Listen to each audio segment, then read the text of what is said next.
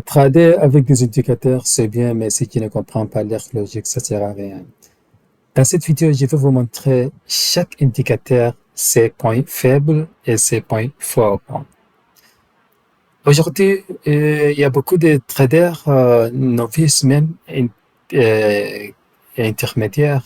Même il y a des traders qui sont de niveau très avancés, mais ils prennent juste quelques stratégies vite fait sur une vidéo et puis ils pratiquent sur un compte réel. Et puis d'un jour au lendemain, euh, ils, euh, ils vident leur compte. C'est pour ça qu'avant dans cette vidéo, je vais vous faire une petite formation sur chaque indicateur avant de prendre une position. Et ici,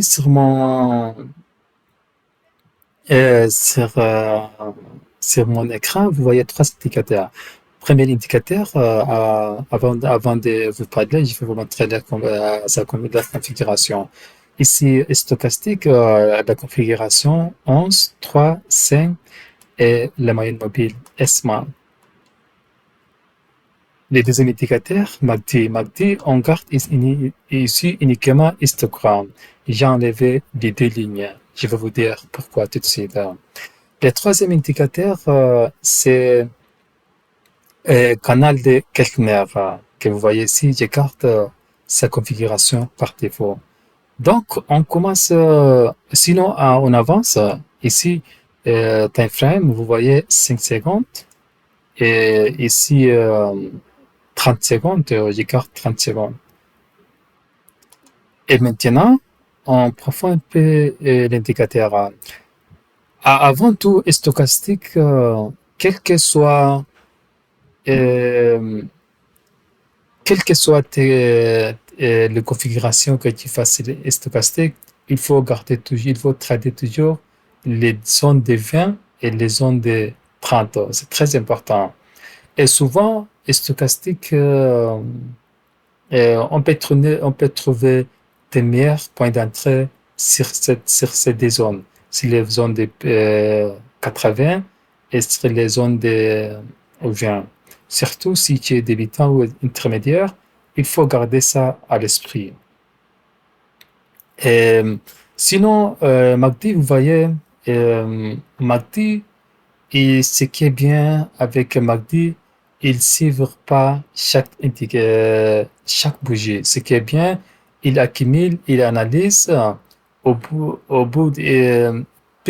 plus les marchés affaiblis, plus ces barres que vous voyez, elles deviennent petites, petites, petites, jusqu'à les barres s'évaluent à l'autre côté. Ici, vous voyez, ici, on a les marchés baissiers. Ici, vous voyez, on a plusieurs barres rouges sur un marché baissier. Mais ici, quand les marchés ont commencé à monter, mais MACD, il a dit, ils nous averti, attention, les barres sont encore en bas. Faites attention. Jusqu'à ici, et les marchés baissiers a commencé à affaiblir, affaiblir, et jusqu'à ici, on n'a presque pas de barres. Et ici, que vous voyez, les marchés, on a eu des vrais bas à l'autre côté de la ligne. C'est-à-dire que les marchés, on a vraiment entré dans les tendances haussières et le marché a vraiment changé de la face. Et ça, c'est très, très, très important.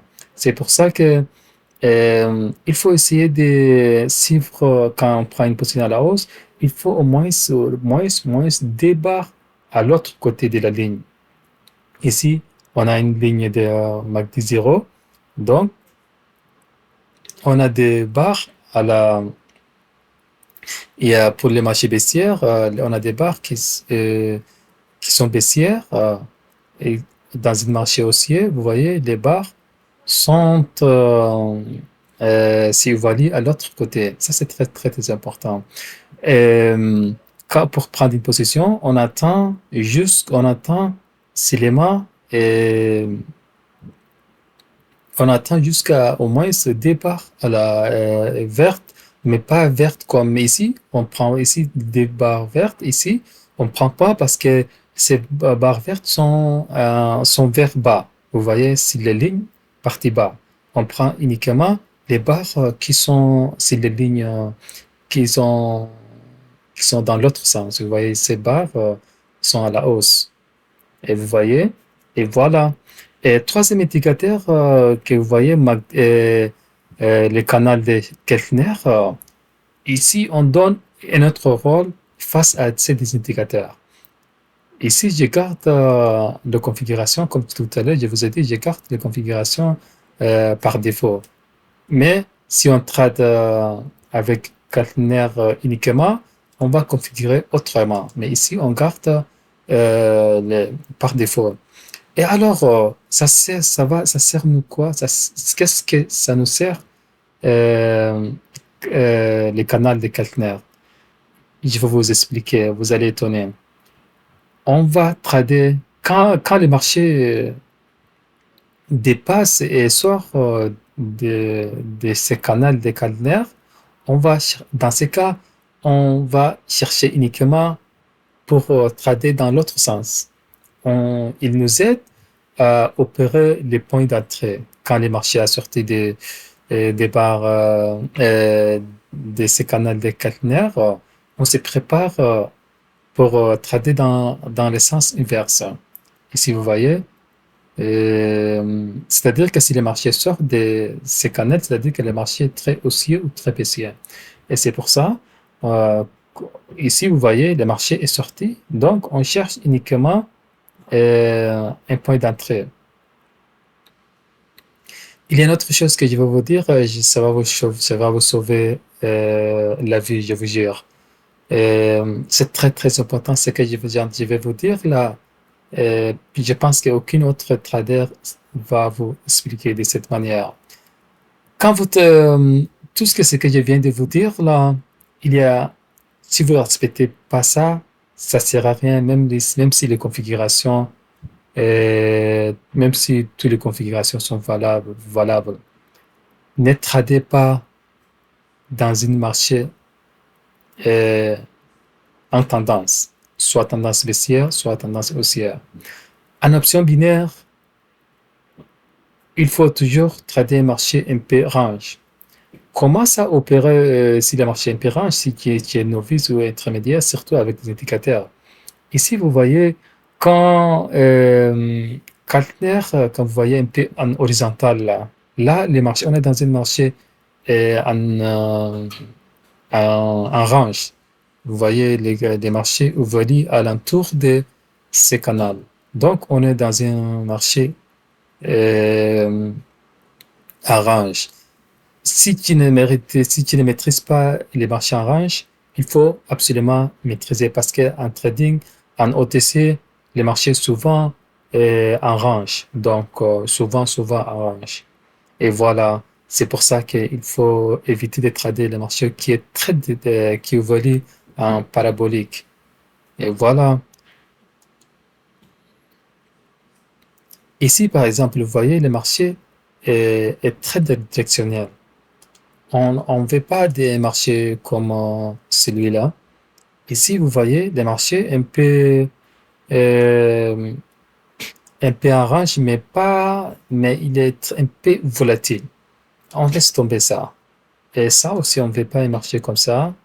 Et ça aussi, le marché parfois prend une direction brutalement et puis remonte. On ne veut pas. On ne veut pas un marché non plus comme ça, comme ceci. Ici, non, ça m'a pas convaincu. Ici, vous voyez, ça va, c'est marché, ça va un peu en range, même si c'est pas très clair, mais ça me va parce que le marché a évolué, tu vois, depuis longtemps. Le marché s'est évolué à l'entour des conteneurs. Les marchés comme ça va, ça me va très bien. Et maintenant, je trouve euh, stochastique sur les zones 20, il est en train de croiser. Et puis ici, on a quatre barres vertes Et que MACD, mais on ne prend pas une position parce qu'on veut des barres vertes à l'autre côté, et à l'autre côté de la ligne 0. Donc, c'est pour ça qu'on a besoin des barres à l'autre côté. Et toujours non. Et ici, les marchés ont commencé à affaiblir. Et, on les surveille. Et ici, OK. On a ici, on a première barre, c'est deuxième barre en train de commencer. OK, et je prends une position ici à la hausse. Et vous voyez ici, on a trois barres qui sont évaluées à l'autre côté de la ligne 0 et stochastique a croisé un peu en avance, mais notre signal est toujours valide et on a ici, ici vous voyez ici, on a ici des points, comment ça s'appelle, on a ici, comment ça s'appelle, euh, un pattern de retournement. Et ce qui est bien avec option binaire, les patterns de retournement se rassemblent beaucoup. Si tu ne maîtrises pas les patterns de retournement, je vous conseille fortement de les maîtriser. Ça va vous sauver la vie. Ça va vous sauver la vie. Ça va vous sauver la vie. Et avant de continuer, je profite à vous dire que si vous aimez vraiment aimer cette vidéo, et s'il vous plaît, laissez-moi un commentaire, faites-moi savoir. Et puis peut-être à la prochaine fois, je ferai une vidéo un peu plus profonde, un peu plus long, pour vous expliquer en détail les indicateurs. Euh, Si vous voulez, dites-le-moi en commentaire. Et vous pouvez me aussi dire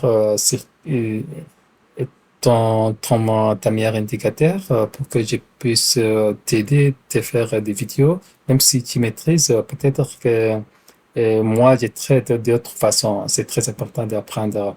Et j'ai aussi ma formation Masterclass Trading que je vous laisse dans les commentaires. Ça va vous aider vraiment de devenir, je vous garantis rien, mais ça va vous aider vraiment cette formation devenir un trader expert.